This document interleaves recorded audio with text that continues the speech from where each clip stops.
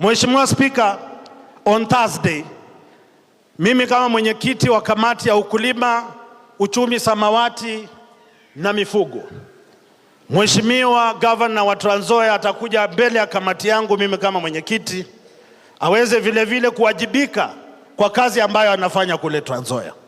Naomba mweke televisheni zenu wazi, muone jinsi tutakaragazana katika kazi ya kujenga watu wa Kenya. Na yule ambaye ana makosa lazima awajibike. Na mheshimiwa, mimi naomba, siku za Biblia tulimwachilia Barnaba, wakamsulubisha nani? Yesu. Barnaba ako Trans Nzoia, Mheshimiwa Spika, mtuachie tumsulubishe na tuondokee njiani. Tuko pamoja watu wangu? Nimeona Governor wa Trans Nzoia anakuja hapa Bungoma kutufunza kufanya kazi ya maendeleo. Kule Trans Nzoia mradi wa mabweni kama haya hakuna. Kule Trans Nzoia hakuna ofisi ya kupata passport za kwenda ng'ambo.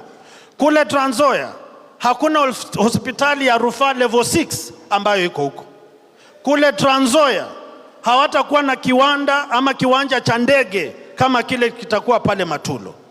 Mimi naomba watu wa Bungoma, sisi tunajua tunatoka wapi, tuko wapi na tunaenda wapi. Na wasione tumenyamaza wakifikiria kwamba sisi ni wapumbavu na hawatujui kazi yetu.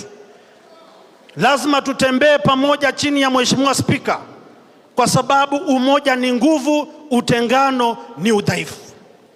Muliona majirani wetu Kakamega walikuwa wanapiga nduru kwamba tumetoa mamlaka ya makao makuu ya mkoa Magharibi kutoka Kakamega kuja Bungoma.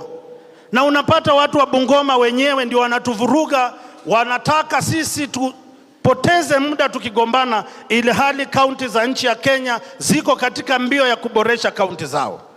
Viongozi wa Bungoma, sisi tuendelee na safari. Wazazi, tutatembea pamoja. Juzi nimekuwa na Mheshimiwa Paranya tukiimarisha mmea wa kahawa.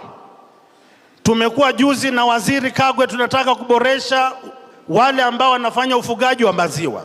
Hiyo ndio kazi ya viongozi wa Bungoma.